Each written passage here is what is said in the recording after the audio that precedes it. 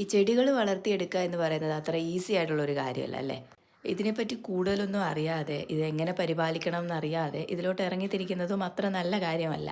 നമ്മളെവിടെയെങ്കിലും യാത്ര പോവുകയോ എടുക്കുകയോ ചെയ്യുകയാണെങ്കിൽ ഇവർക്ക് ആര് വെള്ളം ഒഴിച്ചു കൊടുക്കും എന്നൊക്കെയുള്ള ടെൻഷനും നമുക്കുണ്ടാകും. അതുകൊണ്ട് തന്നെ ബിഗിനേഴ്സ് ആയിട്ടുള്ളവർക്ക് ഇൻഡോറിൽ വളർത്താൻ പറ്റുന്ന 2 ചെടികളാണ് ഇന്ന് ഞാൻ പരിചയപ്പെടുത്താൻ പോകുന്നത്. അതിൽ ഒന്ന് എന്ന് പറയുന്നത് ദാ ഈ കാണുന്ന സാൻസിവേറ, അല്ലെങ്കിൽ നമ്മുടെ അമ്മായിയമ്മയുടെ നാക്ക് സ്നേക്ക് പ്ലാന്റ് എന്നൊക്കെ വിളിക്കുന്ന ഈ ഒരു ചെടിയാണ്. ഇത് ഒട്ടും തന്നെ കെയർ ആവശ്യമില്ല. നമ്മൾ എവിടെയെങ്കിലും പോവുകയാണെങ്കിൽ വെള്ളം ഒഴിച്ച് കൊടുക്കുന്നില്ലല്ലോ എന്നുള്ള ടെൻഷനും ആവശ്യമില്ല. 10 to 15 ഡേയ്സ് വരെ ഇതിന് വെള്ളമില്ലാതെ നിൽക്കുന്നതായിരിക്കും. അതുപോലെ തന്നെ എല്ലാ ചെടികൾക്കും ഇൻഡോറായിട്ട് വെക്കുന്നതായാലും നമ്മൾ സൺലൈറ്റ് ആവശ്യമുണ്ട്.